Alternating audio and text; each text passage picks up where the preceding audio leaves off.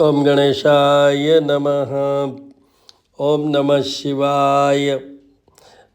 ओम बुद्धाय नमः। आज बुधवार है, सावन का बुधवार है।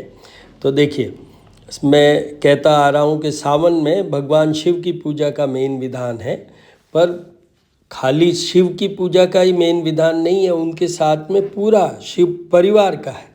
तो गणेश जी सर्वप्रथम है। तो आप देखिए, हर बुधवार को गणेश जी की उपासना विस्तृत मतलब डिटेल में कीजिए। गणपति अथर्व शीर्ष के साथ में उनका अभिषेक कीजिए, फिर सिंदूर और घी चढ़ाइए, दुर्वा ज़रूर चढ़ाइए, मोदक का भोग चढ़ाइए। और प्रसाद में तो मैं हमेशा कहता हूँ कि 1 इलायची, 2 लौंग, गुड़ और मिश्री ये ज़रूरी है। और इनके लिए मोदक और दुर्वा ये चढ़ना बहुत ज़रूरी है। दुर्वा क्यों चढ़ाई जाती है, इसके लिए आप वहाँ पर मेरे जो YouTube चैनल है श्री करनी ज्योतिषम वास्तु शोध संस्थान, वहाँ पर जाके बुद्ध के जितने भी वीडियोज़ हैं उसमें आपको मिल जाएगा, देख लीजिएगा। अब मैं आपको ये बताना चाहता हूँ, आपको सबसे पहले मैरिज टाइमली चाहिए तो गणेश जी की पूजन कीजिए बुधवार को। आपको अपना दाम्पत्य सुख चाहिए, मैरिड लाइफ का प्लेजर चाहिए, बेडरूम प्लेजर चाहिए, तो गणेश जी का ये जो मैं आपको बताया कि भाई ये उपाय बुधवार को तो हर साल करना है, हर दिन मतलब हर बुधवार को करना है, ये लेके चलिए अगर आपके कोई दिक्कत है उसमें तो, और नहीं तो भी कीजिए। और आपको संतान चाहिए, प्रोमिजिंग संतान चाहिए, तो आप निश्चित रूप से ये गणेश जी का उपाय कीजिए। और अगर आपको मानसिक अवसाद है, आपके नर्वस सिस्टम में कोई प्रॉब्लम लगती है, आपको आपके स्किन में कोई प्रॉब्लम लगती है, आपको आपके ईएनटी, ईयर नोज थ्रोट, या जो एक्सप्रेशन है आपके बोलने में, पूरा एक्सप्रेस करने में दिक्कत है, तो आपको गणेश जी की उपासना डेली करनी चाहिए, विशेष बुधवार को जो मैंने जैसा कहा। ये ज़रूर बुद्ध को सुधारने के लिए ये उपाय सबसे इम्पॉर्टेंट है, सबसे कारगर है। फर्स्ट चॉइस मेरी इसी उपाय पे रहती है। सेकंड चॉइस, यस, अगर बहुत ज़्यादा ऐसा लगता है तो आपको बुध ग्रह के जो हम तो वही कहते हैं जो कि पॉपुलर मंत्र हैं, मतलब जो पौराणिक या पॉपुलर मंत्र हैं, जैसे प्रियंगु कलिका श्यामम रूपेण प्रतिमं बुद्धम सौम्य सौम्य गुणोपेतम तम बुद्धम प्रणम्याम्यहम, उसके जाप और पूजा भी करवाना चाहिए आपको। वर्ष में 1 बार कम से कम, कलयुग है 4 बार करवाने से बहुत ज़्यादा फ़ायदा मिलता है। तो ये चीज़ है। यहीं पे एक चीज़ और बता देता हूँ, ज्योतिषी लोग बताते हैं, एक थंब रूल टाइप बता देते हैं कि साहब बुध के लिए पन्ना पहन लीजिए। मैं आपको बता दूं, कोई भी स्टोन पहनने के लिए एक अच्छे ज्योतिषी से सलाह करके पहनाइए। देखिए, ये स्टोन किस बात के लिए है?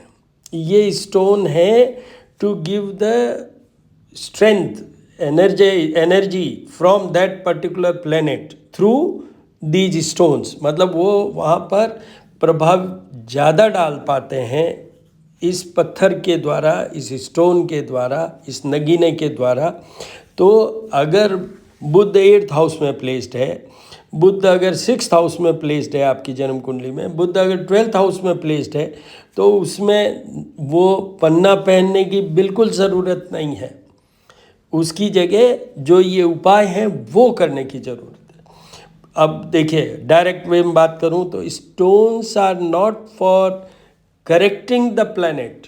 स्टोन्स आर देयर कि जैसे बुध नीच का है और अच्छे घर में प्लेस्ड है, तो उसमें आप पन्ना पहनाइए, जिससे कि उसके स्टोन के थ्रू, जिससे कि उस स्टोन्स के इफ़ेक्ट के कारण वो बुध की जो बिल्कुल कमज़ोर है, वो नीच राशि पे है, उसकी थोड़ा वो एनर्जाइज हो जाएंगे, उससे आपको बेटर रिजल्ट्स मिलेंगे। बट अगर बुध इल प्लेस्ड है 6th, 8th and 12th house में specifically, never go for emerald. ये पन्ना एमराल्ड पहनना ही नहीं है। वरना उसमें दिक्कत होगी। फिर भी मेरे 9978627397 है नंबर, उस पर आप मेरे से भी सलाह कर सकते हैं, और नहीं तो किसी ज्योतिषी से पूरी सलाह लीजिएगा। पर कंसेप्ट समझ लीजिए, स्टोन्स करेक्शन के लिए नहीं पहनाए जाते हैं, स्टोन स्ट्रेंथ देने के लिए पहनाए जाते हैं। तो स्ट्रेंथ देने में ये सबसे पहले देखा जाता है कि वो इल प्लेस तो नहीं है, वो खराब घरों में तो प्लेस्ड नहीं है वो पर्टिकुलर ग्रह जिसके लिए हम स्टोन पहना रहे हैं। अगर ऐसा है तो बिल्कुल नहीं पहनना चाहिए, बिल्कुल नहीं पहनना चाहिए। तो अभी आपको दर्शन कराता हूँ। ये देखिए, गणानाम ताम गणपति गुम हवामय, प्रियाणाम ताम प्रियपति गुम हवामय, निधिनाम ताम निधिपति गुम हवामय, वसो ममाम जानी तुम जासी करपदम। ओम गण गणपतये नमः। जपा कुसुम शंका शंका चिपेयम आदित्यम तमोरि सर्पापग्नम प्रणतो अस्मि दिवाकरम सूर्याय नमः। सूर्य, आप दर्शन कीजिए, दर्शन कीजिए सूर्य देव के। और अब आपको ये भी बीच बीच में बताता रहूं कि सावन में सूर्य के भी पूजा पाठ का बड़ी इम्पोर्टेंस है। अब हनुमान जी के दर्शन कीजिए। हनुमान अटिल रंगील छबिल बणे जदमोहन मारे लंकपति न कूद समुद्र लाए सजीवन सोच निवारे मार सकते हैं तुलसी संकट के उनमें कोई ध्यान धरो हनुमान। पास में ही शनि देव का यंत्र है, वो देखिए। नीलांजन समाभाषम रविपुत्रम यमाग्रजम छाया मार्तंड संभुतम तम नमामि शनेश्वरम। इनको शमी पत्र चढ़ाए हुए हैं। दर्शन कीजिए, दर्शन कीजिए भगवान शिव के। त्र्यंबकम यजामहे सुगंधिम पुष्टिवर्धनम उर्वारुकमे बंधनाम मृत्योर्मुक्षी मामता। इनको शमी पत्र चढ़ाए हुए हैं। गणेश जी के देखिए, मंदार का पुष्प, दुर्वा और बिल्व पत्र, ये ज़रूर ज़रूर चढ़ाने हैं, ये ज़रूर ज़रूर चढ़ाने हैं। ये भगवान शिव को भस्म चढ़ी हुई है, दुर्वा है, शमी पत्र है, मंदार के पुष्प है। गणेश जी को मंदार का पुष्प है। माँ दुर्गा को गुलाब के या और भी कोई लाल रंग के पुष्प, गुड़हल का पुष्प हो वो चढ़ाइए, जपा कुसुम जो है उनका।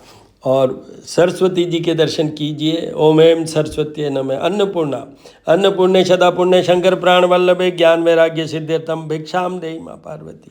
लक्ष्मी जी के हिरण्यवर्णाहर्णिम सुवर्ण रजस्त्रजाम चंद्रायणमयी लक्ष्मी जात वेदुमा। भगवान विष्णु के ओम नमो विष्णुवे नमः, विष्णुवे नमः। सत्यनारायण जी के दर्शन कीजिए। सत्यनारायण जी के इस सावन के पोर्शन में जो ये पुरुषोत्तम मास चल रहा है, जो कल से शुरू हुआ है, उस पुरुषोत्तम मास में भगवान विष्णु, कृष्ण, सत्यनारायण जी, इनके पूजन का भी बहुत इम्पोर्टेंट महत्व है, विधान है। अब शिव जी का, सूर्य देव का, विष्णु जी का, कृष्ण जी का, लक्ष्मी नारायण भगवान का, मतलब लक्ष्मी नारायण सत्यनारायण भगवान का पूजन कंटिन्यूसली करते जाइएगा पूरे इस पुरुषोत्तम माह में। और सूर्य देव का तो होना है 13 जनवरी तक, क्योंकि वहाँ तक ये दक्षिणायन रहेंगे। इनको एनर्जाइज भी करना है और अपने को भी एनर्जाइज करना है, इसलिए सूर्य देव की उपासना करनी इस पीरियड में बहुत ज़रूरी है। For healthiness, for administrative no problem वाले के लिए, and for managing the married life, इन तीनों के लिए सूर्य देव बहुत फेमस है। तो आप ये ज़रूर ज़रूर करते रहिए और दर्शनों के आनंद लीजिए, दर्शनों के ऑल द वेरी बेस्ट।